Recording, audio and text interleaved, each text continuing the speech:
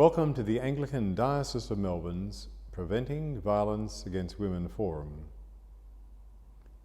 I'm delighted to commend this groundbreaking program developed in the Diocese of Melbourne. Preventing violence against women should be a priority for us all, and those of you joining us today will see why. I'm grateful that you've taken time to join this forum and to be better equipped to respond to and to prevent violence against women. Violence against women has hit the front pages, TV bulletins and social media in an unprecedented way this year. From the culture in Federal Parliament to the recognition of Grace Tame, our campaigner against violence, as Australian of the Year. Violence against women remains a serious and widespread problem in Australia, and change is urgently required. Even though there are grounds for women to be encouraged by the emerging national conversation on the issue, we can't be complacent. We need to make sure we move from words to action. Abuse and violence are a direct contradiction of the gospel mandate of love and respect for human dignity, shown so clearly by the example of our Lord Jesus Christ. Christians, above all, should stand against violent behaviour and the culture driving it. Sometimes we are not aware of how we fail to do this, or how our behaviour can contribute to the problem. Each of us has a critical role to play in responding to and preventing violence against women. Each of us can make a difference. Today is about learning more about how we can do this. I hope that by the end of the day, you will all have been encouraged and challenged and can take the lessons back to your parish to help make the church a place where everyone is safe, respected and valued. Good morning to you all. I'm Debbie Dunwoody, Principal of Camberwell Girls Grammar School. I want to begin by congratulating the team responsible for the Diocese of Melbourne's Preventing Violence Against Women program. Whilst we were keen to host you here at Camberwell Girls, it's been necessary to change the forum to a remote event. We all know that respectful relationships are at the core of healthy relationships, whether that be in friendships between teachers and students, workplaces, families, or within intimate relationships. In 2017, Camberwell Girls Grammar School was selected as one of the leading schools in the Department of Education's Respectful Relationships initiatives, focused on preventing family violence and gender-based violence and on promoting gender equality. Over the past 4 years, we have led over 13 partner schools from different sectors: Anglican, Catholic, non-denominational, primary and secondary, single-sex and co-education, and our work is ongoing. Through this program, there was extensive professional development that focused on building and sustaining cultures of respect and gender equity, both as places of learning and as workplaces. Each school ultimately determined their own priorities and level of engagement with the initiative. The Respectful Relationships team at Camberwell Girls has worked closely with staff and students to cultivate an understanding and appreciation for respect, resilience, rights and responsibilities within and across all types of relationships.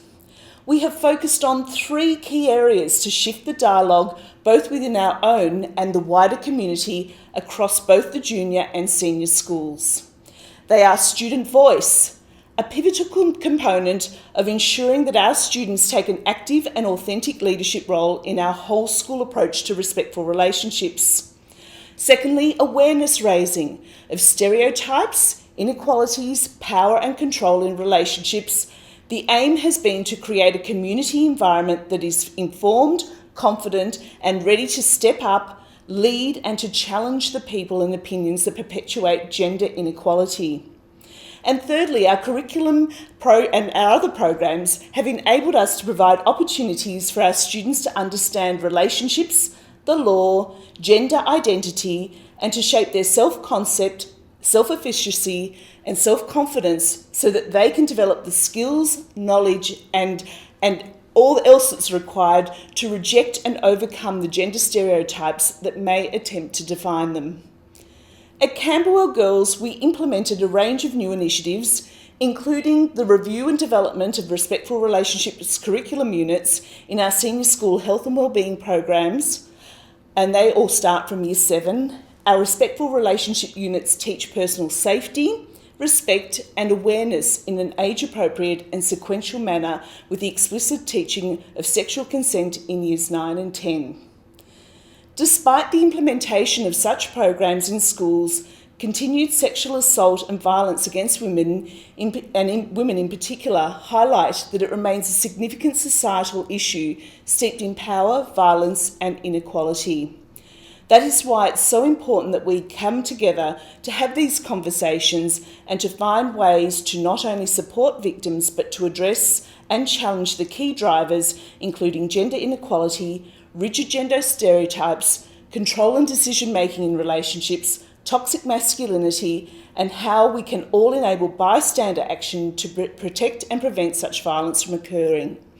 I again congratulate all who've contributed to this program to enable women to flourish. Thank you. Good morning, I'm Jess. I'm the Assistant Curate at St. James Cathedral, and I'm going to be one of your MCs this morning. Good morning to you all. My name is Joshua. I'm the Assistant Minister at St. Thomas's in Burwood. Welcome this morning to this online event. We're glad you can be here. We'll give you our welcome. The Archbishop's video put it so well, why this issue is so important in society, and also why this issue is so important for us to consider as God's people in the church. Because God designs us to live in safety, security, giving respect to one another and to ourselves. But because the world is not like this, there is great change needed, and change that the church has to care about because it aligns so much with our gospel priorities, and a change we have to care about because we acknowledge too that we have not always gotten this right. As the church, we as men and women have a critical role to play in responding and preventing violence against women. And we can make a difference. There is no quick fix though, as you know.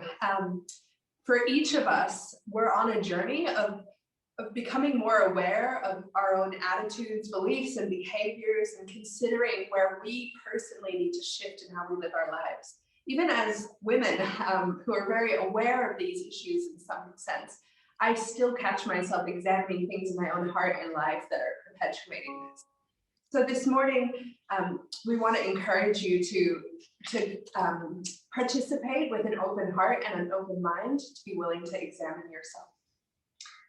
We have moved this to an online event. That has some restrictions, but also some benefits to it. We still extend our thanks to Camberwell Grammar School for being willing to host us. But as an online event, we can still interact with each other. So we'd encourage you now to find that chat function in the on your Zoom program there, and just enter in from where you are the answer to the question, what are you hoping to get out of today? So find the chat function there and answer that question, what are you hoping that you'll get out of today?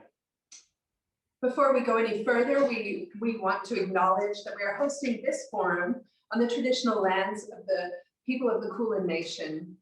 You may like to, in that same chat function, just type in the name of the land in which you join us today. We pay our respects to elders past, present, and emerging, and commit ourselves to the ongoing work of reconciliation. In that same spirit of acknowledgement, we'd like to acknowledge all of the many women and women organisations, victim survivor advocates who have spoken out about this issue for a long time. The work that we do here and that has been done that we celebrate today builds on the work of their legacy that has preceded us. It's critical that we continue to learn from each other and listen to women's voices when seeking to prevent violence against women. This morning we are using Zoom webinar, which might be new to some of you, and you can interact with the host, the co-host, and the panelists by raising your hand, typing in the chat, or typing in the Q&A box if the host has enabled it at that time. If you're new to this, you'll find instructions for how to do this in your welcome information pack that was emailed earlier in the week.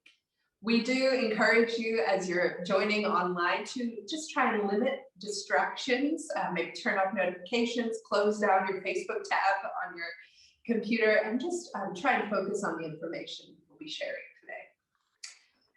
As you know, today we will be discussing a difficult subject, and it's likely that some of you will have been affected by this topic personally, or you'll know someone who has. If that's you, if you've experienced family violence, we do want to say that we acknowledge you and we believe you. We are not able to create a therapeutic space today. So here is the number, the 1-800-RESPECT number, in case you need to speak to someone afterwards about anything that has been raised for you. This is a good number to take note of and to pass along to others that may need support. And I do just want to remind you that it's not just in today that you may be impacted by this material. It could be in the coming weeks that something is kind of brought up for you, and to be active in seeking help.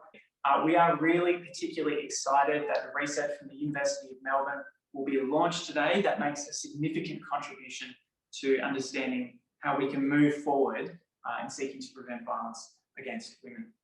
I should note also that a bit later we'll be seeing Robin Boosie as well, who is the director for the Preventing Violence Against Women program, who's put all of this together, and marvellously so, we might add. After lunch, we'll be offering workshops from 12:30 to 1:30, and you'll have a choice of 3 different workshops. You can have a look in your information pack for the details. There's 3 of them. The first one is called Recognize, Respond, and Refer. And this is going to be run by Mandy Stevens, and it's recommended for people who haven't yet done the Diocese training day, or if you just like a refresher on some of that. The second workshop is called The Power of Bystander Action. And Julie Tyler is going to be giving some really helpful information about the way that your congregation can be taking very practical but small steps to shift the culture around family violence. And the third workshop option is about change theories and how they work with prevention culture. So Frances Pratt is going to share about her experience of using a change theory framework to shift the practices and culture at her church. To me, I kind of wish I could attend all 3 of the workshops, just because they sound so practical and applicable to what's going on in our lives. So I encourage you to stick around after lunch and to keep learning and to kind of get a realistic vision of what implementing some of this theory could look like in your community. So now to begin in earnest, we're going to hand over to the Reverend Helen Creed, who's the chaplain at Camberwell Grammar School and the associate priest at St John's, Camberwell. Good morning. I'd like to acknowledge that I stand today on the land of the Wurundjeri people of the Kulin Nations, and to express my gratitude for the wisdom and leadership of elders past, present and emerging. This morning I'd like to speak from the perspective of my roles as a teacher and as a chaplain working with girls every day. My Year 8 English class were very churned up when they came to class last week. I'm not sure what had prompted it, but this is the question that they brought to the lesson.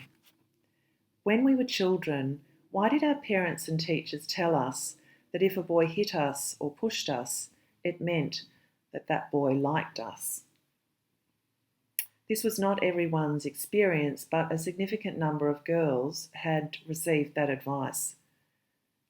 These students are 13 years old, moving into womanhood, and they were thinking about how as children they had been advised to take pushing and shoving as some kind of weird compliment rather than something to reject. In John's Gospel, we find the story of the unnamed woman who is facing the violent threats of scribes, Pharisees, and elders because she has been caught in adultery. And in this story, Jesus is unambiguous. The shame of this moment belongs to those who would harm this woman, and indeed who feel entitled to harm her, not to the woman herself. My Year 8 students need us to speak with the same clarity and boldness. They are part of a school culture where it's very clear that respect must be part of relationships of every kind, but they are not so confident that it will be like that in the world beyond school. As we listen and learn and converse today, may we be open to the Spirit's guidance, love, and challenge. And may this be a time when we are further equipped to see Christ more clearly, to love him more dearly, and to follow him more nearly, day by day. Amen. Thank you for that. We're now going to watch a story from a victim survivor who has experienced family violence in a church context. Her name and face will be kept anonymous throughout. I am a survivor of domestic violence, and I want to tell you my story. I'm a pastor's kid who grew up in churches, and my ex-husband was also a pastor. I met him when we were both studying at university. He was really charming, seemed like he was really gifted at leading Bible studies and preaching. He ticked all the boxes I'd been told were important. He had an authoritative, upfront manner when teaching and preaching. He was decisive. He took the lead. He said all the right things about his faith. I thought this meant that he was the kind of husband God wanted me to have.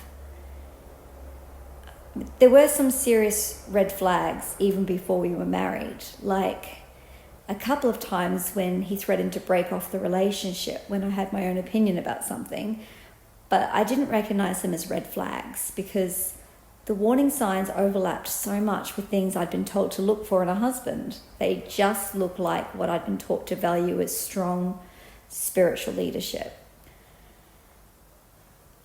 I'm not going to go into details about what happened to me, but for the decade and a half of my marriage, I experienced extreme coercive control and psychological, emotional, social, and financial abuse. At the end, there was also an episode of physical and sexual assault in response to my attempt to get help, but there had been no prior history of physical violence. He hadn't needed to. He knew he could effectively control me just by a word. As a pastor, he'd had 4 years training in how to use good words for effect, after all. Despite the fact that there was no history of physical violence, the chain of events that prompted my eventual escape represented a rapid escalation of risk. And it's clear to me that I wouldn't be here today if it wasn't for the good understanding and skill of the people who I chose to disclose to. When I left, things had suddenly become very scary and confusing, and I didn't feel safe to go to anyone within our local church community. I felt like none of these people could possibly believe my version of events over his. He was their sole pastor. He was really convincing and a persuasive person. Instead, I went straight to a family member who lived in a different city, and she took me to her minister, who, by God's grace, happened to be probably the one minister who was well informed enough to recognise the risks and knew to refer me urgently to a family violence professional. This rector and the Anglican social worker he immediately linked me with undoubtedly saved my life by the way that they responded. They helped me understand that what I'd experienced was abuse and to understand the particular risks I was facing around leaving. I owe my life to these people's good understanding of the situation and their willingness to tell me things that were difficult for me to hear. But I know from what I've heard from other survivors and from other surveys conducted in the diocese that this level of understanding of family violence is extremely rare in our clergy.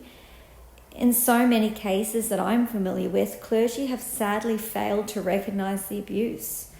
They've failed to recognise and refer appropriately, overestimated their own capabilities to deal with the situation in-house, prioritised saving the marriage over safety for the family, even recommending marriage counselling, which for many of us was one of the most unsafe things we ever did, and in short responded in ways that actually increased the risks to the women who came to them for help.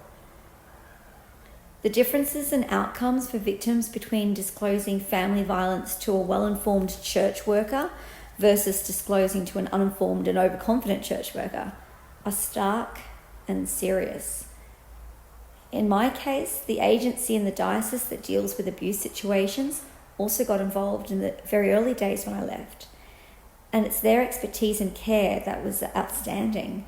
They're pastoral care workers whose role is to support abuse victims, are highly skilled, informed, professional, caring, and supportive. They knew how to avoid taking any steps that would escalate the risks to me or my children. And they've kept in contact and supported me over the years since my first contact with them in a way that I really appreciate. They paid for some of my counselling costs and helped me find appropriate support in other ways too. In terms of the local congregation I'd been a part of, I heard nothing from any of them for many months after I left. Everyone in the congregation initially believed the story of my ex-husband that he made up to account for my sudden disappearance. And it was only after the diocese leadership got more involved in the parish 6 months later that most of them started to realise that they'd been misled. I eventually got back in contact with some who I'd been closer to, but we're not close friends anymore. I think it was too painful all around. The close Christian friends that I now have are mostly other abuse survivors of people who work with abuse survivors. I'm also just beginning to feel safe in my current church to build friendships with people there, but it's been a long journey to get to this point. I'm on my 7th church in 6 years because so many churches I've been attending have just not known how to care for abuse survivors well. All of this is to say that the recovery and rebuilding process for people like me is longer and slower and more difficult and painful than you'd imagine. Just like responding well to disclosures of abuse takes a significant investment in your training and leadership from experts, so too does caring well for those who have been traumatized by abuse. And the more the abuse has occurred in a spiritual context, as is the case for victims from clergy families or others who are highly involved in the church, it becomes more complex and difficult a task for caring well and facilitating the healing. I'm so grateful for church leaders who are willing to put real effort into learning from family violence professionals and developing their understanding and skills. I truly hope that after hearing my story, you can see how much difference it makes to people like me, to our safety, our survival, our healing, and our recovery. It's because what we have heard there is so important that there is this program working in our diocese and been some research conducted into it. And so now we're very pleased today to be able to launch the report of the University of Melbourne's evaluation of the Diocese's Preventing Violence Against Women program. There is very little evidence about what works to equip faith leaders, faith communities, faith organisations to prevent and respond to violence against women. So there has been this partnership with the University of Melbourne to collect data from our program so that we can make a contribution to the international evidence base. So our thanks to everyone who's been part of the pilot programs, who's been part of the surveys and the interviews. Our thanks to you for this contribution. So we're delighted to have Erin Davis here from the University of Melbourne to share with us the findings. And if you're a participant today, you will get a copy of those findings emailed to you a bit later. Great, thank you. Thanks so much. Hello, everyone. Good morning. I would just like firstly to acknowledge the traditional owners of the lands that we're having this meeting on today and pay my respects to elders past, present, and emerging. What a contribution that you have made. It's actually been really a privilege for me to have been working with the diocese, with Robin and her team and everyone in the parishes involved with this incredible project. You have some really amazing program outcomes, and it's just been really exciting for me to delve into that and look into the detail of it and learn with you all. So thank you so much for making me a part of the program in that way. I'm going to share my screen and I'm going to give a little presentation about the findings. And then we should have a little bit of time, about 5 minutes or so, for you to ask some questions. And hopefully technically this will all work out for us, but maybe Robin or others can help me as well if I'm not catching onto the questions. So we'll go from there. I will start to share my screen. Okay, hopefully you can all see that. Maybe if a panelist could give me a thumbs up just to make sure. Yep, thank you everyone. Thanks so much. So yes, my name is Erin Davis. I am a research and evaluation practitioner at the University of Melbourne. I have also worked in specialist family violence services for about 20 years in various capacities. So being able to work with a faith-based community around their work in preventing violence against women has just been a really exciting thing for me to do after such a long career so far. And yeah, so we undertook an evaluation with the diocese. I'm just gonna do that, yes. Tell you a little bit about our approach, but we'll get into the exciting part after that. So we worked with the diocese to design an evaluation approach in quite a participatory way. So we really did collaborate a lot with each other to see what would be the best way to go forward to do this. We really wanted to look at program impacts, but it was also important to understand how the program worked from an implementation perspective so that we could really have a look into, what are all the things that kind of enable the program to work well? What are the things that might get in the way of that? What are the ways in which people have tried to strategize around getting it to work well and kind of meet some of the challenges? And then what has happened as a result of that? What are the things that have started to change? What promising outcomes have we seen emerge? And so we did a mixed methods study, which really means that primarily it was qualitative, which is really those interviews and focus groups that we conducted. And we did 17 focus groups and 17 interviews. And I conducted quite a lot of those. So if my face is familiar, you may remember me from a focus group or an interview I did with you. And I just want to thank you for taking the time to do that. Some of them were in the evening and on the weekends. So I really appreciate everyone's involvement. The quantitative part of it was a training survey, a pre-survey and a post-survey, which means that you did a survey before you did the training and then you did one right after. And we had a look at the data from those surveys to see what may have shifted in people's knowledge and confidence and skills as a result of training participation. And then we looked at all of your materials. So there's a lot of program materials, training materials, communications guide that you produced, a lot of different resources, Bible study series, all of those things. So we had a good review of that. Our evaluation is really aimed at the program decision makers. So it's really aimed at those in the diocese who are running this program so that they can make decisions going forward about what they would like to keep going and what they would like to shift and change to keep improving the program. But it's for a lot of other people too, because there's a lot of interest in how faith communities are tackling this issue. The hosts were saying earlier, this isn't something we have a lot of evidence about in Australia. So you were really leading the way in generating evidence and sharing, with other faith communities about how you can address violence against women in this setting, in this type of context. And we are also doing some evaluation work with some of these other faith communities as well. So yeah, it's a part of a much, much bigger, shift and a bigger change movement, which is exciting. So today, I'm just going to briefly go over a few of the findings. There's quite a lot in the report. So when you do see it, there are a lot of things in there that I won't have a chance to get into today. But I really will focus on a couple of enablers. I think they're implementation enablers, the things that help them make the program work that are really interesting, and I think important for you to know about. I'm going to also have a look at some of the capacity building findings because those are the strongest in terms of the program outcomes. Those are the ones that are really, rising to the top in terms of what you have achieved. There's a couple areas of improvement I will just highlight that may be of interest to people. And then I'll just talk about what you can do next after having been a part of an evaluation. Right, so enablers. There are many. but these are a couple of them that I think came out quite strongly.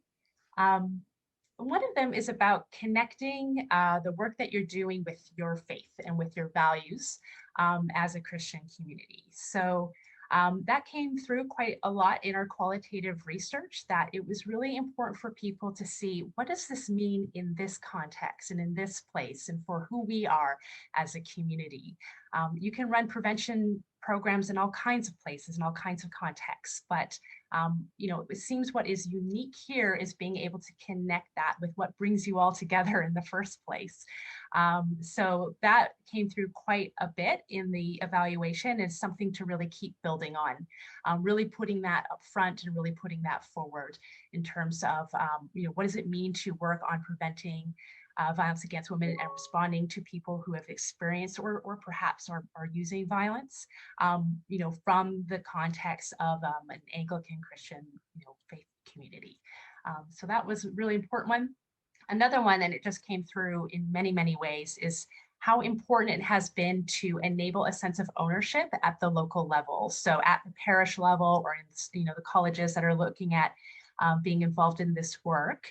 And I think you'll hear from some of the pilot sites today about how they've been able to achieve that. It's been really quite an incredible thing to learn about, how people have, adapted some of the things in the program, even the training or some of the resources, how they've been able to come up with their own ways of providing messages and education to their parish community about violence against women issues through a lot of different means, through delivering sermons, through newsletters and pew sheets, and putting posters up and all sorts of activities, but really making it their own and really tailoring it and adapting it into that context and that environment. So that's been really, really important, because when you're able to do that, people, it's their program, they take it and they move forward and they keep working on implementing it. So it really becomes embedded and is a part of the, the day-to-day in that environment.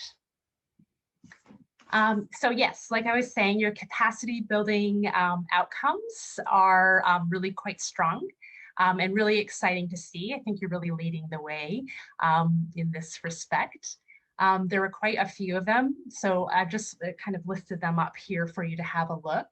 And we'll get into the detail of a couple of them, but confidence levels to prevent and respond to violence against women increase quite a lot, and we'll have a look at that in a sec. Creating a culture of safety and care emerged a fair bit in terms of a sense of openness that people now are experiencing, being able to talk about these issues, and being able to have conversations in the parish about violence against women, or family violence, and all those kind of different intersecting problems. People are also feeling like they can reach out and get to know the specialist family violence services around them that do provide support to survivors and do respond to people who use violence as well, and start to build some of those relationships and establish some referral pathways, so that when you are receiving disclosures, or you are concerned about someone, that you know where to send them and where to connect with the right people to get them the support they need. The program is also contributing to strengthening the diocese commitment to tackling gender equality issues and women's leadership as well. It seems that in the parishes that are working with this program, that there's been new opportunities for women to take leadership roles, and also to have a gender equality team-based work happening as well, through a whole range of activities that happen in the church. So that's been really cool to see. And all of this is really reinforced by the package that is delivered by the program. So training is really kind of an entry point into understanding these issues and being able to get a sense of what violence against women is and what occurs. But it goes further. This program provides coaching, and it provides peer support. It provides a lot of resources that make it visible and that engage with people. and also really puts an emphasis on safety. And that's really, really important when you run a program like this, is that people feel safe to be able to talk about these issues, and that people who are experiencing these problems feel safe to be able to seek help and be able to get connected. So that's been really great. Like I said, confidence has gone up quite a bit. So this is probably the most interesting finding in our training survey data. In general, knowledge of violence against women issues and positive attitudes about tackling violence against women are very similar to what we see at a national level. So what we see in national community attitude surveys, those are very similar to what people say and think in the Anglican Church. But this part, the confidence part, is quite interesting. So you saw very significant increases in people feeling like they can understand these issues, be able to identify violence against women, be able to talk to someone, when they're concerned about them, and handle a disclosure appropriately. So that's been really good to see. And then qualitatively, so when I did all the interviews and focus groups, we kind of build on, quantitative survey data can only tell you so much. So it's nice to be able to talk to people about, well, what else did the program do for you in that way? And so people spoke quite a bit about being able to identify the risks of violence, when they are connecting with someone, looking for signs that they might be experiencing violence in the home or in a relationship.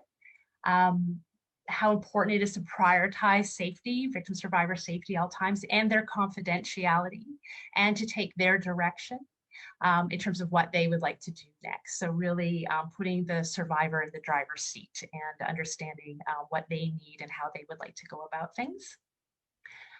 Role limitations in pastoral care. So actually the survivor story that we just heard earlier spoke to this. Knowing what the boundaries were, knowing when to offer support, and when to connect with professionals as well.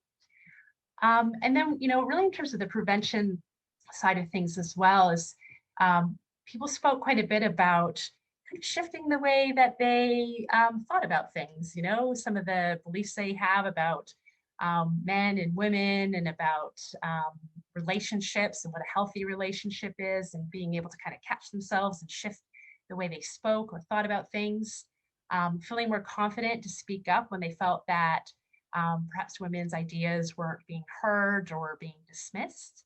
And not just in the church environment, but in their own lives, in their families, with their friends, sometimes with people they just met on the street. We heard stories of people just engaging with the community around these issues. So that was really exciting. And I just want to point to that quote there as well from someone who participated in the evaluation.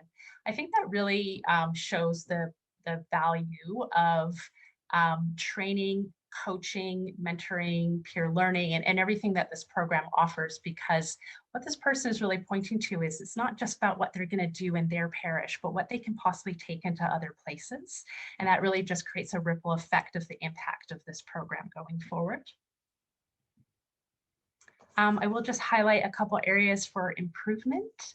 All programs need to keep developing and improving, and that's why evaluation is important. And I'm not just saying that because I'm an evaluator, but also because I have run programs like these, and I have been involved in it for a while. And you just always know that there are different ways to tackle things and ways that you can improve. We heard from people a fair bit, I think particularly amongst clergy members, that they would like to see further accountability structures developed, and to use the accountability structures that you already have. So the program is very values-based, and that means that people feel connected to it because they're motivated by the values of the program. They intrinsically want to be a part of this program. But there are ways that you can build into your strategic planning through your area conferences that you have, the different structures that you have in the diocese, some accountability mechanisms around reporting back on what's happening with the program in different places, and what are some of the outcomes that you're seeing as you keep moving forward. There are some collaborations with Anglican agencies that are happening through this program at a governance level and in other ways as well. There's collaboration happening with the Anglican colleges which is really exciting because it looks like there's some potential here to integrate education about violence against women into those settings. And really be able to address some of the Royal Commission into family violence recommendations around training people who are, going to be working with communities in a faith-based setting. The other one that would be good to see going forward is ascertaining the views of parishioners. So let's find out from parishioners, especially now that you're able to get back into the church environment physically together after COVID. How do they feel about the program, and what are their views on it? And also to engage and encourage lay male champions. So there are a lot of men involved in this program in many ways, from a governance level through to the parish level and at the college levels. And there are a lot of men who are actively championing this program, but there are also quite a lot of lay women who are doing a lot of the implementation work. And it would just be great to keep building on that and seeing more men get involved. And a lot of the men that I interviewed raised that. They said they would love to see more men being a part of the program. So that's another thing to look at going forward. And just to finish off, these are some things to think about. If you're out there in the audience thinking, okay, you've done an evaluation and I've been a part of this program or looking at being a part of this program, what do we do? Again, I think, have a look at the report. It's probably a good place to start. And Robin has, like she said, sent out some materials for you about that.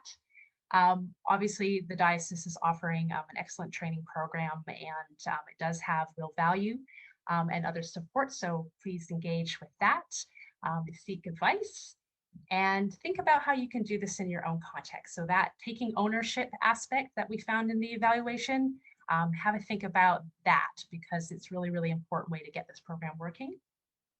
And do it with other people. So find other people who, like you, really care about this, and come together and form a group, and then start thinking about how you can make an action plan together.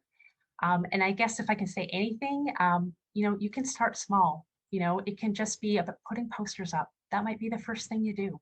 And actually that's more significant than you may realize, because when people see that, they see that there is something happening in this place that they can connect with if they care about this issue or if they're experiencing it themselves. So that's what I wanted to let you know about.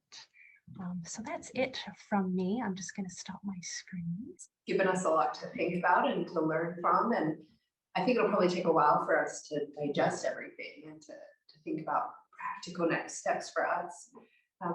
We are now going to hear from parishes that have been taking action to respond to and prevent violence against women. The program manager, Robin Andreo Busey, will chair the panel, and we hope that it'll give you some ideas about next steps you can take in your parish or organization. This is just going to be a small taster of the work that they've been doing, but we do encourage you to reach out and connect with any of these panelists afterwards to find out more about how it's worked for them. So over to you. Hello, good morning, everyone.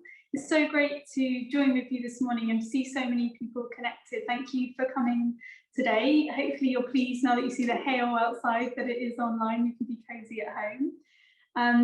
But it's been great to get that taste of the evaluation report from Erin, so thank you very much. And to give you a bit of context of this work, it's a real partnership programme that is being funded and supported by Anglican Victoria, the Brotherhood of St Lawrence, Relationship Matters, ANSFA, if I said them all, Melbourne Anglican Foundation, the Diocese. Hopefully I've got all of our partners there. But as you can see, a great combination of partners who are funding the programme and working with us to bring their expertise to that. So a huge thank you to our partners for joining us in creating this programme and for all that you bring. So we're now going to move on to a panel time to help unpack a bit more. What does this look like in parishes? What have people actually been doing? And what can we learn from them? So we have a panel of people from different churches. Mainly it's project leads who have been involved in a pilot project called the Whole Church Project. And we also have a special guest called Maria, who is a vicar of the Anglican Church of Mulham. She wasn't involved in the pilot project, but has been doing some excellent work. So we wanted to invite her here so that we could also spotlight that and learn from her. So what is the Whole Church project about? Well, what we know is that a deep cultural shift is needed if we're going to try and change the culture that is driving violence against women. And as Christians, we're really compelled by Christ's love to be part of that change and to try and shift those attitudes and behaviours and structures that are part of this culture. And churches can really play a big role in changing the culture and then influencing that. We don't always feel that way, but we do have an important role to play and can make a big difference. So how do we do this? Well, what we've learned from the prevention sector is that to shift culture, we need to take a whole of organisation approach. So having a sermon is really good and important, or having a policy is really good and important. But these things, if it's just these things on their own, it's not enough to really shift the culture. What we need to do is look at the whole of our parish, the whole of our church, and do a 360 review of everything and consider where we're doing well and where we need to be doing better. So we've been working with 5 parishes across the diocese to do just that. And what a whole of church approach involves is it's kind of this creating comprehensive change throughout the church.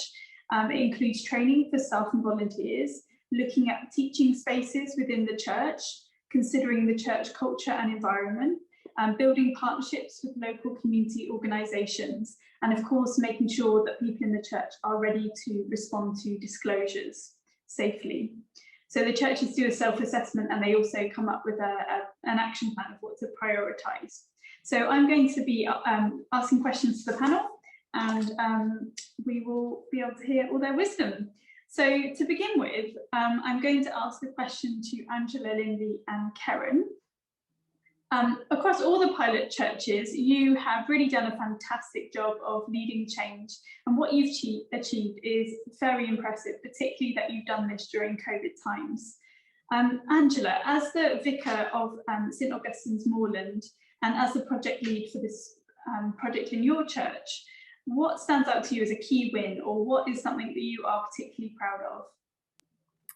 Yeah, thanks, Robin. I think I'm particularly excited about just working through the process with our church, and we now have a family safety officer sort of in place. Like we have a child safety officer, we now have a family safety officer, and I think coming to that process, putting that person in place, and so it's part of our weekly email that we have. We tell people that if there are things you're concerned about, we have a person, we have people who've done the training. And I think I'm just most proud of raising people's awareness that family violence happens in every church, even in good churches, even in our church. And so to kind of raise people's awareness and give them channels to go to ask questions or to get support. Great, thank you, Angela. That's really great. And Linley, as the project lead of St Thomas's Church, could you share with us what stands out to you as a key win, or what is something you're particularly proud of? Okay, thanks, Robin. One of the things that struck me years ago, Graham Kane did some work out in the Casey area with clergy and parishes. And one of the things he discovered, Kevin, I'll take it. Sorry, a phone came through. One of the things he discovered was, as he talked to the clergy, one of them said, "Oh, we don't need this program in our church. We don't have abuse." And about 3 months later, one of the men killed his wife. And all of a sudden, this really brought home to me how often these things sit in our parishes. He felt that everything was right. There was no problems. And so when we came to do the program in our church, I was very conscious of that here we were with a group of people in COVID. How do we keep it safe? So we worked through the small groups our parish council, we tried to make sure that there was somebody in charge of each of the groups, so that if anything was raised, they had somewhere to go. So that was quite exciting to get that gender conversation going in the church. And then we later had the sermon series and the Bible studies. And so people then took it, and it was fascinating to hear the different groups, how they took off the material, changed quite drastically. We have 2 Chinese congregations, and they actually did the translation of the material and took it in a different way again. So it's being flexible, I think, in this program. Thank you, Denley. That's a lot of wisdom there about it's really important to be flexible. Great, thank you. Karen, you've worked with Fran to lead the project in St Mark's Anglican Church. Could you share with us what stands out to you as a key win or something you're particularly proud of? Yeah, sure. So for me, coming to this project, I have a background in prevention of violence against women, and what struck me at first was how do we bring the frameworks and the evidence base of prevention of violence against women together with the teachings and the culture of the church. At first, I guess, for me, it didn't seem like a natural fit, and I was looking for the points of connection, as well as some things even to me at first appearances appeared even in opposition to each other. I'm really proud of the way that all of our committee that we'd set up at St Mark's came together and grappled with this. People really came to the process with open hearts and open minds. We wrestled with this. We listened to each other. We prayed. We challenged our own assumptions. And at times, actually, it was quite an emotional process, given that the material that we were grappling with, and we even cried. So it was a deep, respectful and thoughtful emotional process. And what we found was that we did find the points of connection. We didn't, we were able to bring the 2 things together.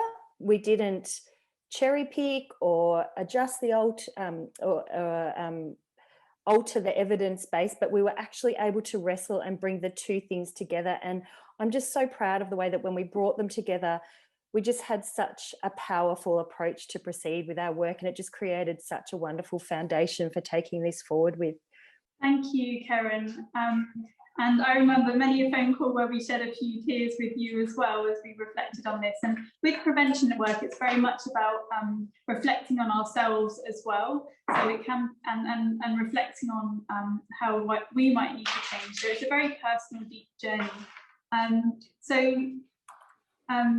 Angela, in all of this, it's particularly important for church leaders to go on that personal journey of change, and for them to be modelling that personal reflection and being willing to ask themselves difficult questions, being willing to change assumptions and attitudes that they might hold, that we all absorb. So Angela, you as a church leader who's been involved in this, what was your approach to this, and how have you grown and changed personally? Yeah, I think my eyes were first sort of opened to the issues walking with a friend through her leaving a violent relationship, and she was working in a church, and it was part of the context that we were living in. And I realized, I think for me as a younger person, that violence happens in our churches, even the best churches. And then as a minister working in a context with vulnerable people, I think creating relationships of trust where people can feel free to disclose, that really made me think, I want our churches to be places where people can disclose their experiences and get support and help that they need. But also, what do we want our churches to be in terms of places where people are loved, where people are supported and built up in Christ? And so I think for me, thinking through, okay, this project is helping us with violence and with the drivers of violence, but how does that connect with what I want for my church more generally? You know, I want us to be a place, a safe place, a place that loves people and builds people up. And I think, we've done a lot of talking in the past years about child safety, and there's a lot of legislation around that. But I think this family violence and prevention of violence against women really is an extension of that. We want our churches to be places where vulnerable people are cared for and feel safe.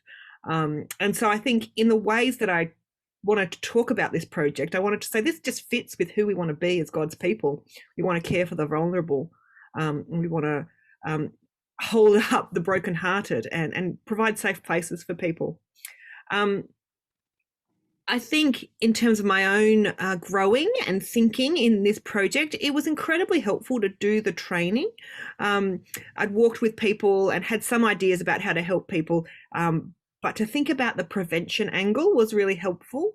And for me, it was really significant to think about those sort of 4 drivers, social drivers that engender higher levels of violence against women, and try and think about how they impact in our church culture. So particularly male-dominated decision making. You know, I'm a female minister, and so in some ways that isn't the same. But we have men on parish council, and so with our community, thinking through what are the places where women and men can make decisions together, and that women's voices aren't put down.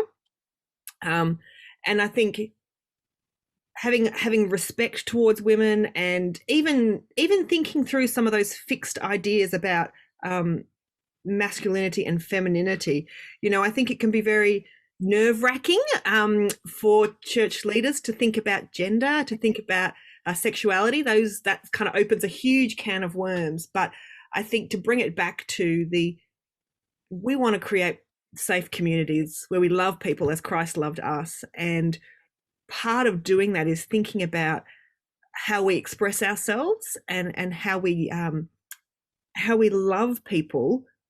So I think like Karen was saying, it's that bringing the evidence-based information from the science and saying it's not in opposition to what we believe as Christians, but it very much helps us think about our culture in a more strategic way. Sorry, that was a long answer to a short question. No, thank you, Angela. There's so much gold in there. I really appreciate you sharing. And I certainly think that as the programme manager, I work closely with church leaders across the diocese, and the church leaders that I see doing the best work on this are the ones who are willing to do that self-reflection work and willing to ask themselves difficult questions and not just assume that they've got all the answers and that their practice is completely perfect. So thank you for sharing. Maria, you're our special guest today. You were hoping that your church could take part in the pilot project, but it didn't seem like the right time when it came to when we started the project. But you've ended up taking your community on a really powerful journey. What did you do to prepare your church, and how did you lead change in your parish? Well, thanks, Robin. Yes, I'd actually just started as the vicar or senior minister at the parish where I am now when the program was being launched and people were being invited to take part. And I thought, well, this sounds brilliant. This would be a wonderful thing to do. And was quite surprised, really, because there was a very strong and quite negative response from the church community. But I realised that I was new. I hadn't had enough time to really get to know people yet.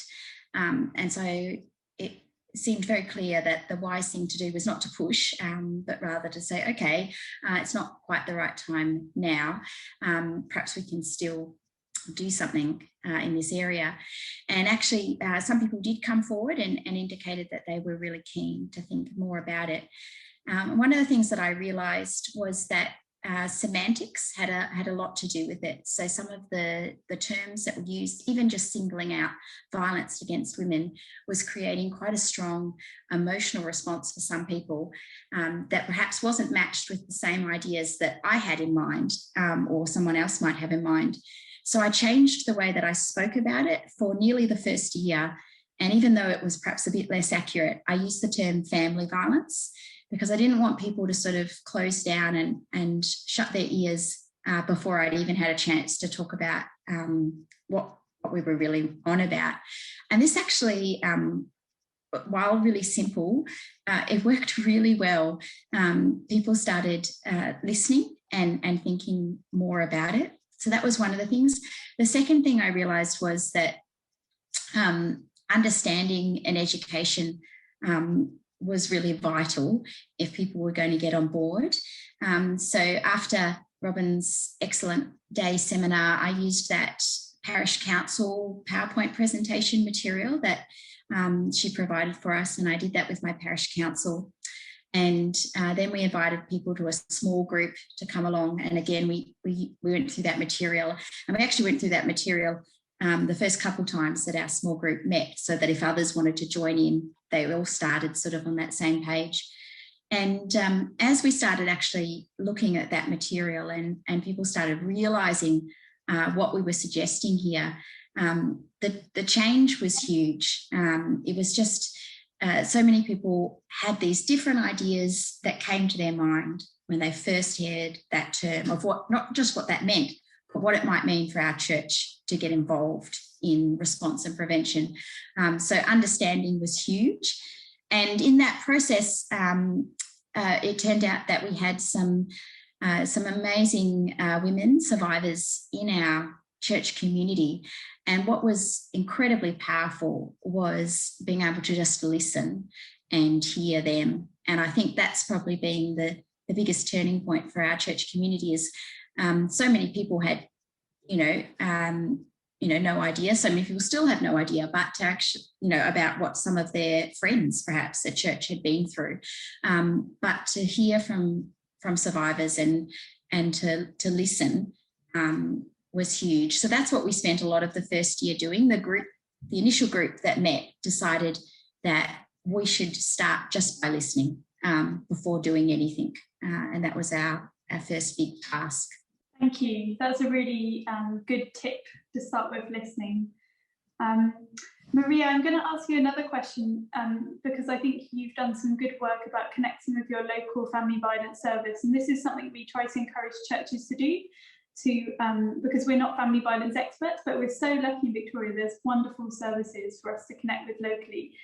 Could you share a bit with us about how you've been building a relationship with your local organisation? So pretty early on, as I myself looked at the sort of material, etc., I thought, well, prevention, okay, I can see that, but response really scared me. I think I was just so much could go wrong, just a feeling of overwhelm of I could do so much more damage than good if I muck this up. And so response seemed to be the thing that I was, and not just me, I think our group too seemed a bit hesitant about. And I think one of the things that was really helpful for us was realising that we don't need to reinvent the wall. We don't need to be experts in areas that we're not. We don't need to pretend, but actually we have the opportunity to work with professionals and people with experience and expertise, and that a partnership is going to be so much more beneficial in terms of outcome. And it just turned out that we actually have an organisation literally next door to us that's doing a lot of great work. And during the lockdown, we started running a food bank program at our church, which basically gave us the opportunity to connect with local people in the community that we wouldn't have otherwise, and to also connect with this other organisation and to work together with them in different ways. So there might be times when they would refer people to us because we can help with a practical need or somebody to chat with or have a cup of tea with, and there are other times when we can refer to them because they have the programs and the social workers and those that can do what we can't. And I think going forward, this is going to be really important for us because I think there are things that we can do as a church which are brilliant, but we also really need to work with those other organisations and professionals. And ideally, I think we want to be able to work with someone where we feel we're on the same page and values align, We've had the opportunity to connect with people that we think that's going to work really well. Great, thank you so much for sharing that. That's a great example. Lindley, I'm going to ask you a question. I remember early on in the project, you talked about the importance of us not getting complacent with our church culture. And I thought that was a very important point to make, because I think what I notice is that churches can, and people, and we all do it, we can let ourselves off the hook easily because we compare ourselves to others and think, oh, well, I'm not as bad as that person down the road, or we're not like that church down the road. And so we consider ourselves to be the good ones so we can relax, and that can lead to complacency. Could you share a bit about what you've done in your church to try and avoid complacency and to try and integrate the changes that you're making into the core parish kind of business, for want of a better word, so that change can stick? Yeah, one of the things was that when we did the gender questionnaire, people made the assumption that our church was an egalitarian church.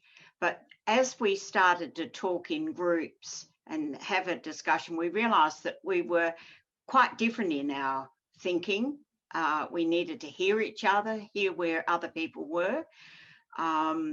We also, when we came to work with the Chinese congregations, again, a different culture, different understanding. And so we used our parish paper. So every month we would have an article about something we were doing in the program, and that helped to bring an awareness. A couple of people told me when they came to the training program, it was through an article actually my husband wrote, that all of a sudden for the first time they started to understand what this abuse and stuff was about. And so you start to open up. It's little steps, but not making assumptions that everyone was on the same page is really pretty important. Thank you, Lindy. And Lindy's at St Thomas's, they've also been looking at how can they have a statement in their parish that is always there, that clearly states their position on this, on everyone being treated equally and respectfully. And they're also looking at how do we make this part of our core teaching in our church on a cycle that we're regularly teaching on some of these key things. So some great learning there. Thank you. Fran, you have worked with Karen to lead the pilot project in your church, and you at St Mark's Forest Hill, and you were voluntold by your vicar, which I'm sure lots of parishioners and lay leaders have that experience of being voluntold, that you would be involved in this project. But then shortly after the project started, your vicar was appointed to lead another parish. Could you tell us a bit about the journey in your parish and some of the successes and challenges there? Yes, thanks, Robin. Yeah, look, absolutely. And I think, so I was tapped on the shoulder and our vicar said to me, oh, you know, we've agreed to do this pilot. We'd love you to be, you know, leading it. And I just went, oh, okay. And I was relatively new to the church, so I'd only probably been there 18 months or so. So the sort of person that I am, I kind of say yes and then work out how to do things. So that's what happened. And I think I probably, even though I've got a background in change management and management and a whole lot of other things, I probably didn't apply a lot of those things thinking in the first instance. I kind of just started. And then when our vicar left, for various reasons, we ended up with a committee that was all women and no one with really any structural power. And so when we tried to continue with the program with no vicar, we encountered some issues there. And I think, you know, the church council were grappling with the extra responsibilities with having no vicar, and also then searching for a vicar. They just didn't have the appetite to take on something else. Was kind of how they saw it. And I think the other thing that happened in that context was we had done some training. So some members of the parish council had done the PVOR training through the diocese, and some people hadn't had a good response to that. They felt upset and attacked. And so when that voice comes through at the parish council level or at that leadership level, it's hard to, garner support. So we were kind of left floating off to the side with nothing and no one. And so when we got our new vicar, and then we were in COVID, and Karen and I were passionate about continuing the work. I think it was then that we applied, or particularly I applied a lot of the thinking about how do you influence people, how do you influence change, how do you change a culture, and when we approached the new vicar, we were completely unsure whether it would go ahead or not. And when it did, it was then that we were able to really tackle this in a completely different way. And I think I'm kind of echoing what other people have said already today, but it was absolutely about listening.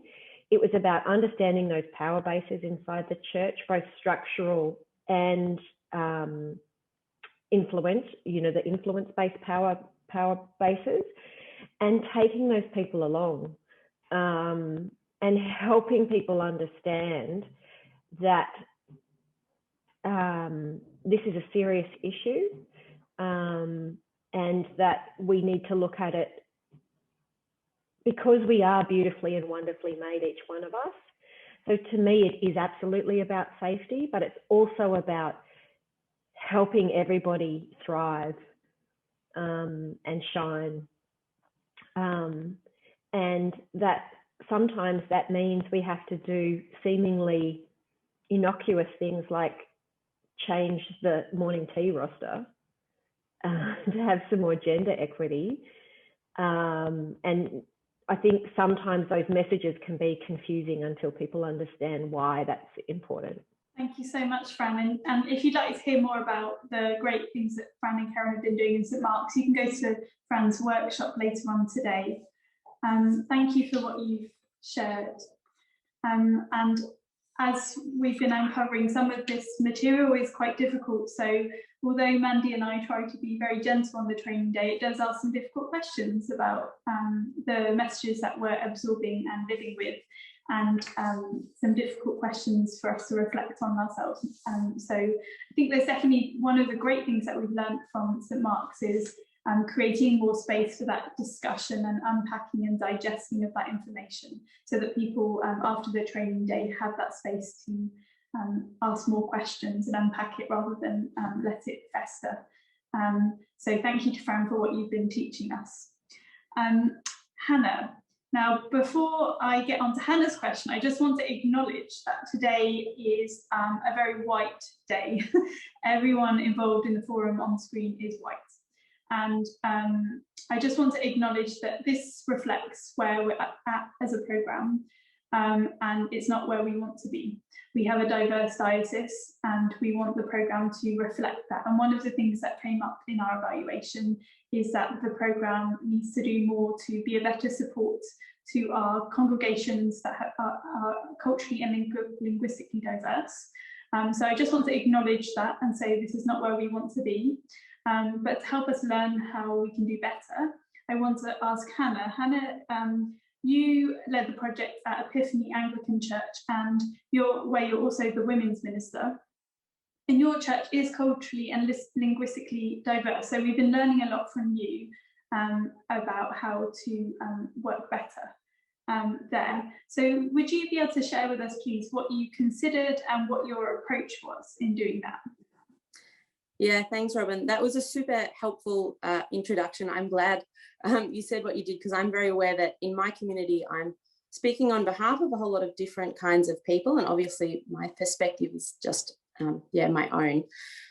I think the biggest thing that I realised this year, I probably wouldn't have been able to articulate at the beginning of the project, and it's that in working in a diverse community, I have found that we need to ground this work really explicitly in who we are as God's people, rather than in any other agenda. I think it might be easy for me to take that as read, that in the church, prevention of violence against women is one of our priorities as Christians, but I think I've realised that we also work in a secular space where prevention of violence gets lots of airtime. And so I think, grounding it in who we are as Christians avoids a number of things. So it avoids pointing the finger at another culture and saying this is a problem that occurs in this culture over there in our church. It avoids thinking that somehow prevention of violence is to do with a political agenda or something in the secular space that isn't relevant for us in our churches. And it also avoids people being able to use their culture as an excuse for perpetrating violence, or as an excuse, not as an excuse, sorry, as a reason that they experience violence, I suppose. So I think what we're trying to do now, slowly and figuring it out, is really create a vision of who we are in Christ, and of how God enables men and women to flourish in particular cultures as people of God. So I think that's the kind of big picture background that I've come to after a whole year. There are a bunch of practical challenges in terms of implementing the program. One of them Maria touched on really helpfully was language. So I realised very early on that when we talk about the word violence, for example, with people that might have fled military conflict, that word can mean very different things for different people. So taking the time to unpack what we're talking about when we mean violence was helpful. And also I had lots of conversations with Robin and Julie trying to find language that wouldn't put people off the program before we began. So we talked a lot about men and women flourishing as God's people was kind of the line that we used in our context. And we're still searching for the right language to use for people. I think the other thing that we did that I wish we'd done earlier, another big learning for us, is that listening to other people and praying to be able to find those people that God is already using within your diverse communities is so important. So there are women in our parish who are absolutely phenomenal champions of this work already in their own context, and I had no idea, and some of those I've only met really recently.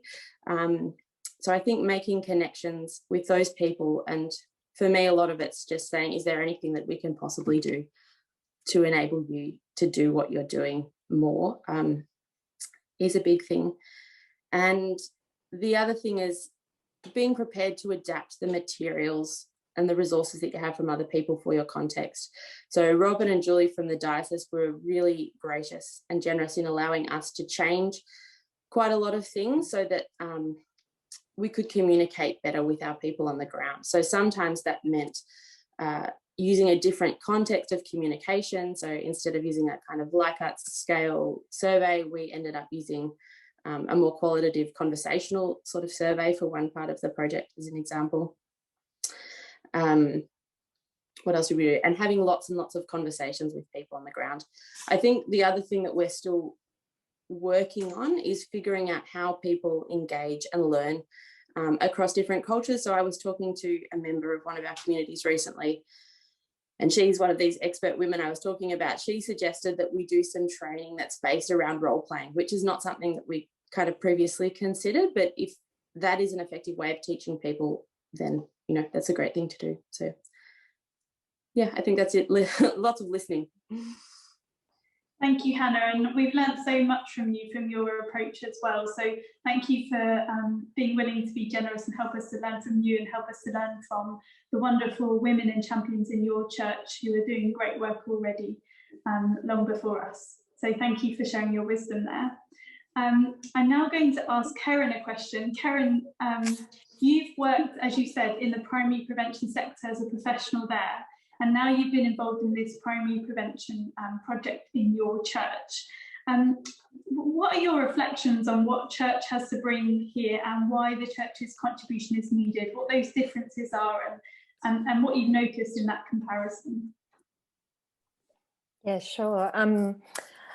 Well, I found lots of wonderful opportunities in the church that were unique to other settings that we can work to prevent violence against women. One of the main ones was the intergenerational nature of church and bringing together people from babies all the way through to elderly, like all the ages and genders, and what that intersection brings to this discussion. It provides an opportunity to bring a truly whole of organisation approach as well, because there's an opportunity to do work in play groups, in Bible study groups, in youth groups, for senior leaders to deliver sermons. There's so many opportunities to work across many aspects of society with all different ages and cultures and genders. So that was one of the main things, and one of the rich aspects of working in a church that I found. Another thing is the addition of prayer. So this was new to me, praying in meetings, and what this brought to the process, not only a deep sort of calling on the Holy Spirit to lead and guide us in this work, but just that it offered the opportunity for reflection, to pause, to be grateful, and just a really deep and thoughtful reflection to the work that we were doing. So that was obviously something that struck me as quite unique to the work that I've done before, and just added so much depth and benefit. Another thing is that I think the church is not only a place where we can do lots of wonderful prevention work, but it's a place where people come to heal, and that combination of prevention and healing in the same space was really powerful. And I think not only healing, so perhaps for women who have had experiences of family violence, but things such as the drivers of violence against women, so places where women have felt disrespected, where they've felt not treated as equal, or where they've experienced everyday sexism, that this is a safe space where they can come and process that together and heal, or that we tried to create, I guess, through the process, a respectful process where everyone was treated as equal, everyone was loved, everyone could speak of these personal experiences and process and heal from them. And I think bringing the healing together with the prevention was quite significant. And I think that was really important to the process that we worked from. And then I was talking to Robin about this the other day, that sometimes when I've thought, or when I was part of the process and reflecting on what the outcomes were, they weren't tangible and I couldn't put my finger on them. I was witnessing sort of these shifts in people and these really deep learnings and changes, and I couldn't explain what they were. But I think what I've come to learn is that when you intersect and when you bring the theory and practice of prevention of violence against women together with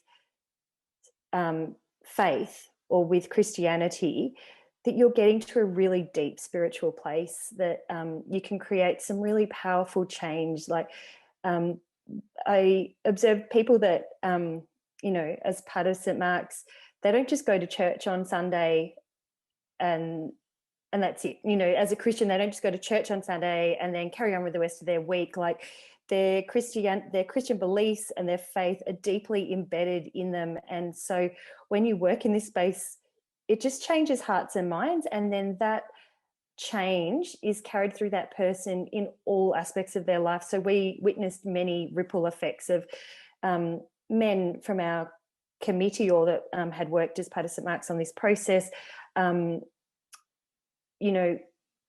going to dinner with other fathers that they know, just from the community, not Christian fathers, just from their community, and having discussions about this.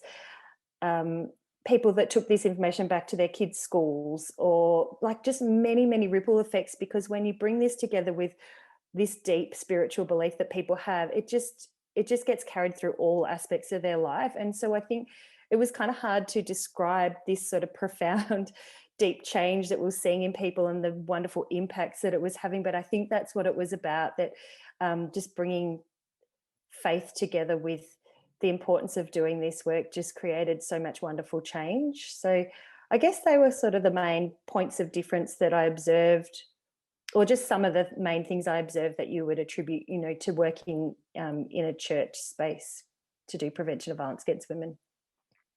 Thank you. Try not to cry. That was really powerful. Thank you so much for sharing that. Thank you. That's so much gold in there. Really appreciate you sharing that.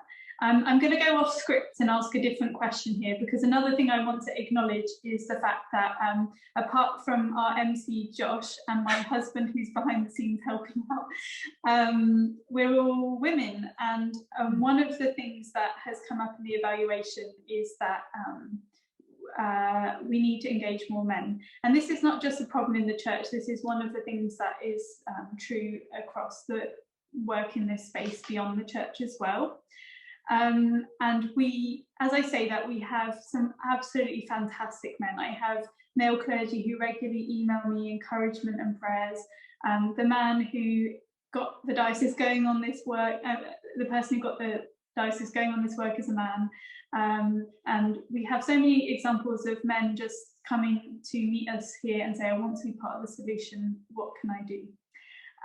So I'd just like to ask a couple of people. Karen, I'm going to put you on the spot to share from your church, but if one other person has an example. Karen, could you share the example of, I think it's Brian from your church, and how he's been contributing to change?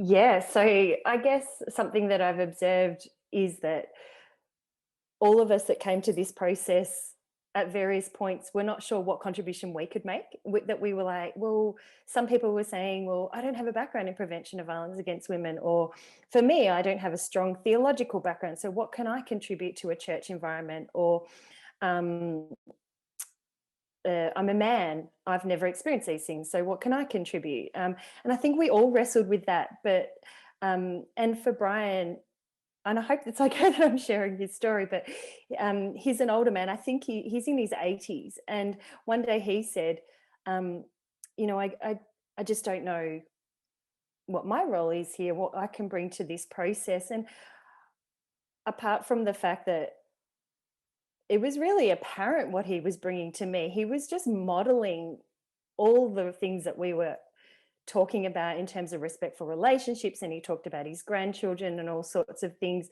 but that he has also more recently gone on to, he's cut out articles from the newspapers and provided them with us. So he's just taken and collated those into a folder and shared them with people. So just taking things into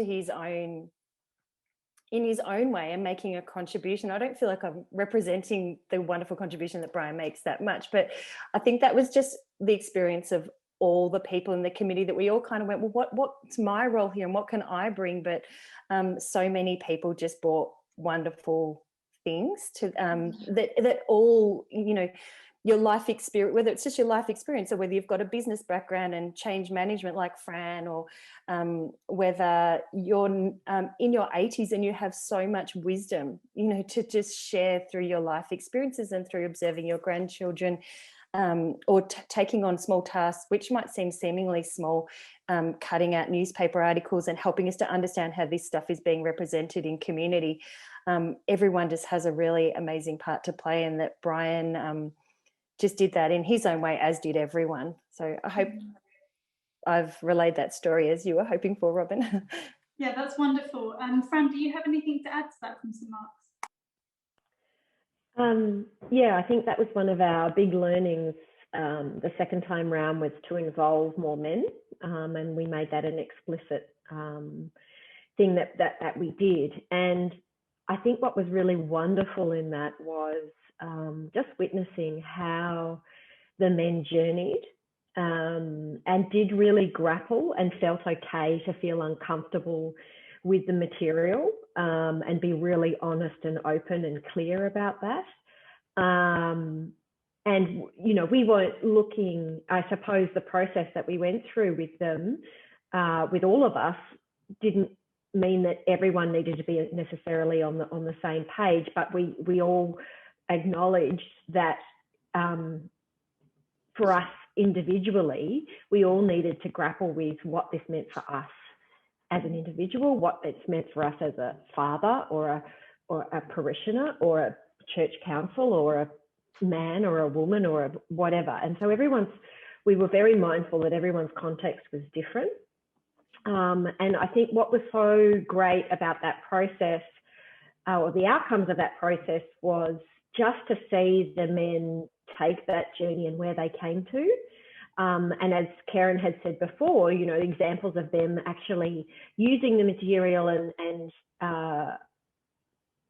helping them work through with other men over dinner or whatever. And I think the other great thing that came out of that was that a number of the men that were involved just said, well, men need to be part of the solution. This isn't it's not just women who need to, they actually became quite passionate and sort of really recognised that men have a role, and a very clear role in their mind, about prevention work.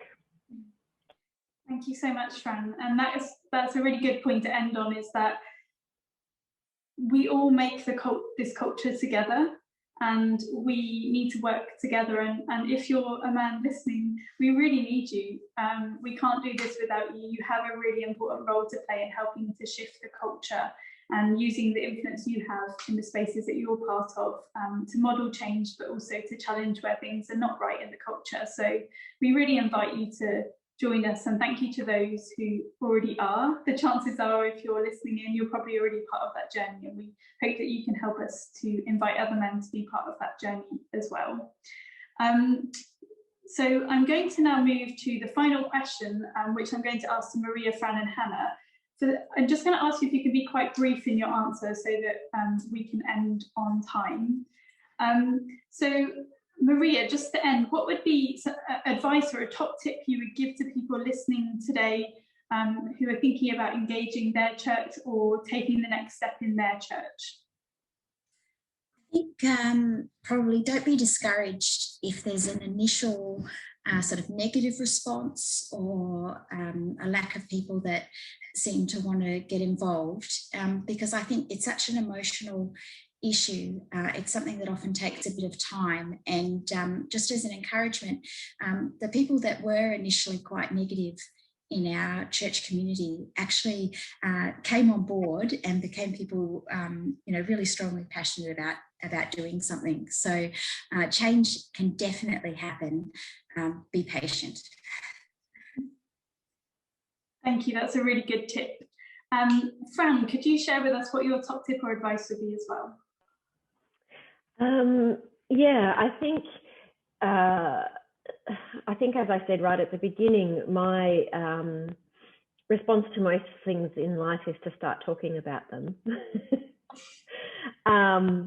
And so, I respect what Maria said, and I remember when I first started, and we had an 8 o'clock and 10 o'clock service, and so I went to both just to give people a heads up, the congregation a heads up of what I was doing and what we were doing, and the number of people who approached me, both men and women, afterwards to encourage me, like Brian with his newspaper clippings. That has continued, and the number of women who, older women who said to me, "Oh yeah, I lived through that," and the number of men who men and women who came up to me afterwards and just really encouraged that that we do this work and how important it was. So, you know, I just encourage you to be open to the unexpected with this work, and be gracious and open and see where it takes you. Thank you, Fran. Thank you for sharing that. And Hannah, I'll leave you to give us a top tip as well. Yeah, I think I'm just going to echo Frances and Maria. I think I would say be prepared. This is an issue that touches people's lives, and we say at our church over and over that we don't just talk about it as something in the abstract. So I think for us, when we begin talking about it, make space for people to come to you and talk about it. I think when you open it up in your churches, people do bring things out into the open, and that's a wonderful thing. But I think be prepared in terms of the space that you have to talk to people, and the space in your prayer life, and the support that you set up for yourself and your team to be able to make time for those people, I think is really important. And the other thing is that be patient and persistent, because sometimes the pace of change is slower than you might like. So I think being prayerful and having people that are praying alongside you and counting the wins with you and helping you to keep going is really important, because it's good work, but it's not always easy. Welcome back. And I wanted to say a big thank you to all the panelists today. I've really enjoyed listening to all your different experiences and just gaining some of that really practical wisdom that you've learned. We have listed their names in the information pack that you received. So if you want to follow up with any of them individually, then you can access, you should be able to reach out to them from there. Well, now what we're going to do, which I hope people have returned from their toilets and their cups of tea, we're going to be hearing another story from a victim survivor. And this person, again, their identity has been made anonymous. But let's just watch that together. My story is sadly a common one, not that I realised it at the time. It's not particularly bad as stories of abuse go, but it is definitely not what a Christian marriage should be like. I met my husband in my late teens at a Christian conference, and we were married young. We were in many's eyes the perfect Christian couple, charismatic, gifted and passionate for Jesus. There were red flags in those days, but I would brush them off as one-off occasions. I prided myself on being a strong, independent woman, so the fact that my husband never praised me, I shrugged off as unnecessary and trivial.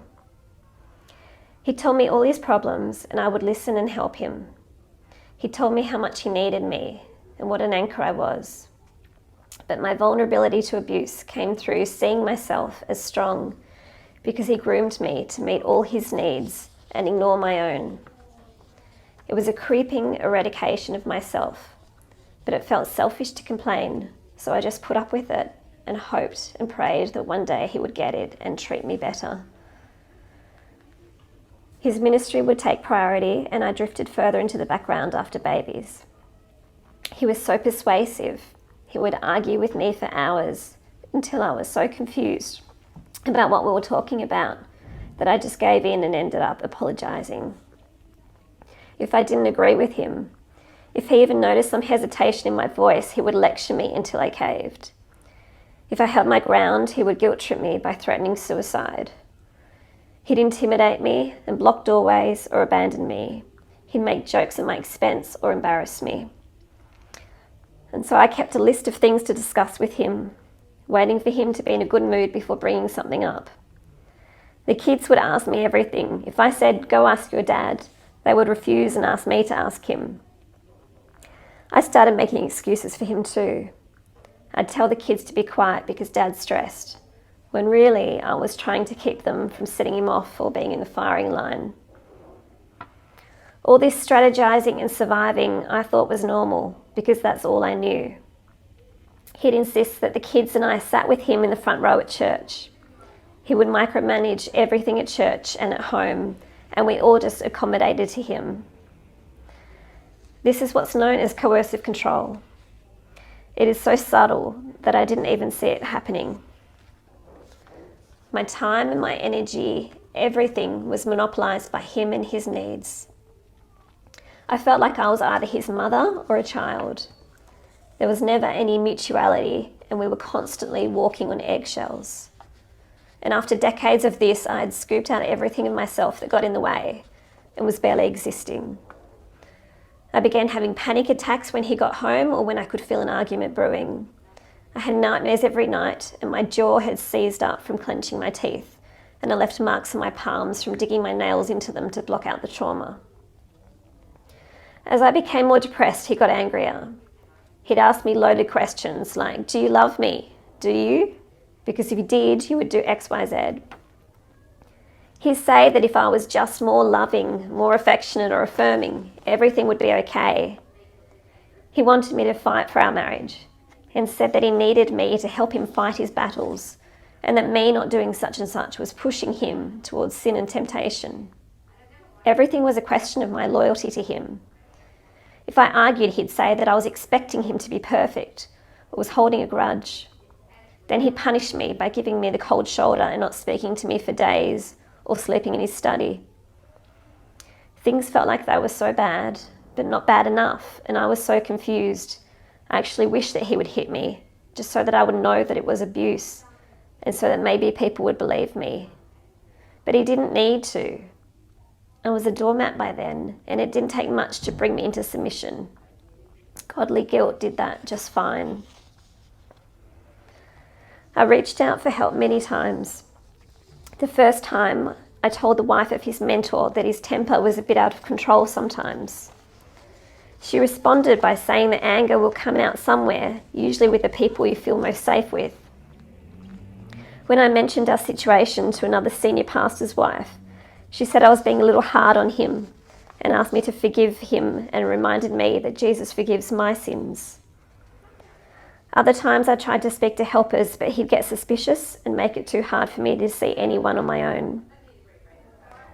I remember the first time I shared an incident to one of our elders, which I was explaining away, and he stopped me and he said, "You know this isn't your fault." I kind of laughed it off, saying that my husband didn't really mean the abusive things he'd said to me. And my friend repeated again, "This is not your fault." And at that point, my reality changed. I'd never had anyone defend me before. Things got worse when I started to get help. At one point during the school holidays, I told him that I was taking the kids to my parents for a week as I didn't feel safe, but that I hadn't told the kids or anyone. I was hoping that it'd be a wake-up call. Instead, he told me, "Don't come back," and went and said to the kids, "Mummy's leaving me." And as I was driving, he was bombarding me with calls and texts. He said he was coming to get the kids and that he'd fight me for custody. He rang my mum and my sister and told them that I'd lost my mind and left our marriage. And I was terrified, and I didn't know what he was going to do next. After the week, though, he promised he'd change and begged me to come back. And I came home to a clean house and flowers, but it didn't last long. The next weekend I had to go out, but he refused to let me go before I apologised. I tried to fob him off, and he went and got a bottle of wine and started drinking. So many passive-aggressive acts like these. And that Sunday, he preached on the lies of the devil in Ephesians 6 and gave an example of a wife leaving her husband. And when I questioned him about it later, he said that he wasn't referring to me, but that if I took it personally, maybe it was the Holy Spirit convicting me. There were so many ways that the church was either a help or reinforced the abuse. There were those who gave me a safe place to talk and a reality check from the gaslighting bubble at home. There were others who wanted to hear both sides of the story and who compromised my safety by telling him things that I'd said. There were those that said that it was abuse, that it was wrong, and that I was not to blame. There were others who told me that there was always two sides and that it was sad to hear I was, quote unquote, throwing in the towel. There were men who became surrogate dads for my kids and who would be an example of gentleness. Men who were not afraid to give me a hug. And there were those who kept their distance, who made me feel like I was a threat. There were friends and sometimes even strangers who gave me money or gift cards for groceries, which was a lifeline when I had nothing to begin with because he changed all the passwords and locked me out of our bank accounts. Friends who flew down from Sydney for the weekend to stock my freezer with food and sit on the couch and cry and pray with me. Friends who would take the kids out for a play so that I could sleep or fill out Centrelink forms. Friends who could help with legal or social work advice when he threatened me with letters from lawyers. Entering church was hard. Listening to sermons and songs can be hard. Explaining myself again and again is hard. And telling people that I'm divorced is hard. Handing over my kids to their dad and dealing with all sorts of ongoing dramas and issues with him is hard. The trauma doesn't go away. We need to understand the complexities of abuse. It is devastating psychologically to have someone you love and who you think loves you act in such a way. It is so insidious and damaging. I think Christians are prone to being taken advantage of because we believe so strongly in grace and forgiveness. These doctrines were weaponized and used against me to silence me and to compel me into experiencing more abuse. They were used to manipulate church leaders and helpers. Jesus warned of wolves in sheep's clothing, yet we fail to believe that they could be in our church. And instead, it seems, we place further burdens on victims and allow perpetrators to exert control just because they feign remorse or use the magic words. We need to stand with Jesus, who valued women and who used his power to love others, not dominate them. He was gentle with those who were broken. In the same way, we need to be gentle and not enforce our view on what victims should do, but empower them and affirm them so that they are reminded of their worth and agency. God is calling us to make our churches a safe place for women, where they can flourish and live life to the full. It's because that story is not unique, and because there is still some way to go for all of us, that it's so important and it so aligns with the Christian life that we must turn to God as his people. So I'm going to lead us in a reflection now, and it'll be helpful if you have a pen and paper nearby or some kind of writing device in front of you for it. All of the worship of the church through its long years has been God speaking to us and us speaking to God. To Abraham, God called, and Abraham called back. To Hagar, God called, and Hagar called back. To Moses and Miriam, to Hannah and Samuel, to Mary and Joseph. God calls, and we call back. We call, and God calls back to us. So we turn now to have this dialogue in prayer concerning this issue today, and for the church to call upon God and to consider what God is calling us to do. So I'll lead us in prayer for in a number of areas in responding to and preventing violence against women, and that's where we call upon God. But we'll also leave some space after I've made intercessions in each of those areas that we might all listen for what God is whispering to us, speaking to us, calling us to do within our own spheres of influence. You may like to write those thoughts down as you have them. Write down what you're thinking and feeling as we pray through these things together. And then Bishop Geneve will close for us in prayer. So let us pray and seek God together. God our Father, we rejoice in the love that you have for the world, that you withheld nothing precious to you for our return. We thank you that in Christ there is hope for the world, assurance you have not forsaken us, and promise that it will be finished once for all. We thank you for the gifts you give, for this report today that is given as a service and help to us as your church. We are grateful for those who have gone before us in advocacy and in sharing their stories. Even as we thank you, we grieve for the lost world and pray that you help us. God, we call on you to heal those affected already by violence. Father, please bring healing to those women who have, in any point in their lives, been the victims of violence. We pray for a restoration in hope a recovery in mind and spirit, and nurture in helpful and healing community. God, we call on you. We ask you to open our ears to hear you calling us to work with you in the healing of those affected by violence.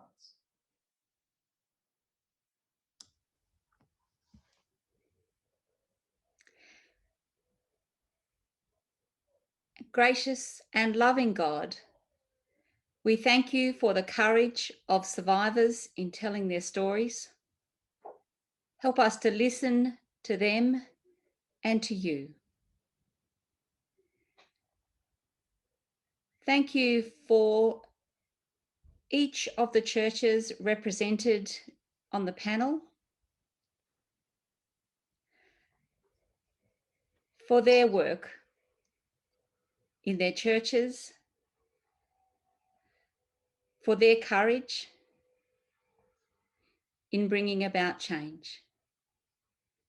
Help us to listen to each other. And we thank you for Robin Boosie, for her work as Program Manager in the Diocese.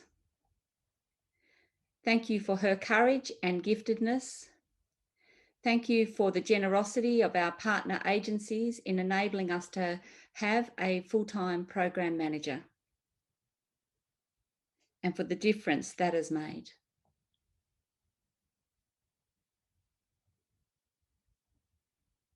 We thank you for people of faith, living out their faith, making a difference in our churches and in our world. Help us to grow in this program as the University of Melbourne is pointing us to. Help us to continue to have courage to make a difference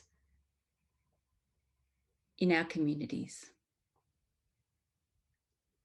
The grace of our Lord Jesus Christ, the love of God, and the fellowship of the Holy Spirit.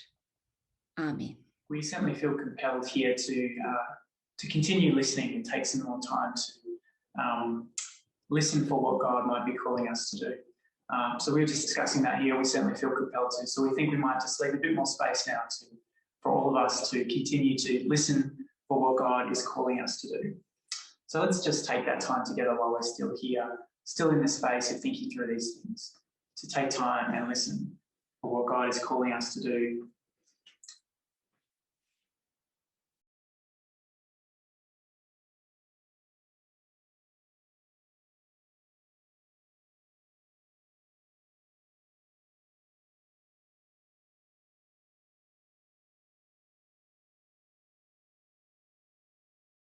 God, we pray that you open our ears to help to hear you calling what you would have us do to help those caught now in violence.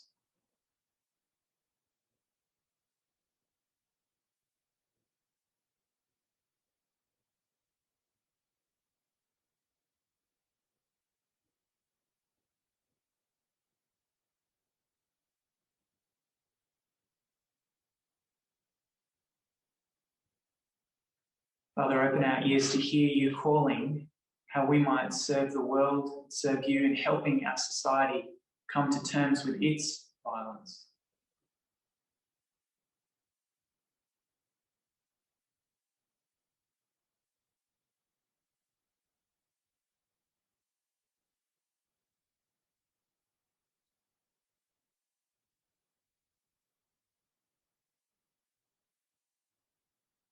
Father, open our ears and our hearts to hear you calling what you would have us do in directing and serving the whole church in the work of prevention.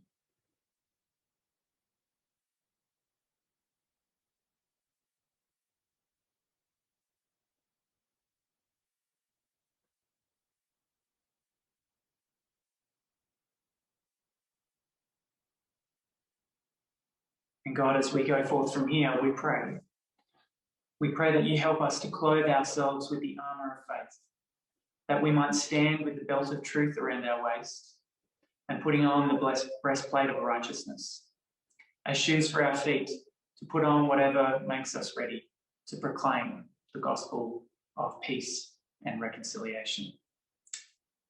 So give us strength for these things and bless us. In the name of Christ the King. Amen. Amen. And thanks to Bishop Janine for leading us. Well, that brings us to the end of this morning's session. Thank you so much for joining us today. It's been a pleasure to be with you and to be on this journey with you. We are going to be breaking for lunch, and then at 12:30 you can join the workshop that you've signed up for or are just going to join now. You will find the link to join the workshop in your participation pack that was emailed out earlier this week. If you have any questions in the coming half hour, feel free to contact Robin. Her number is in the information pack as well. And again, we just wanted to say a big thank you to all the people that were involved in making today happen, particularly Robin. So thanks so much for joining us. Thank you. Thank you.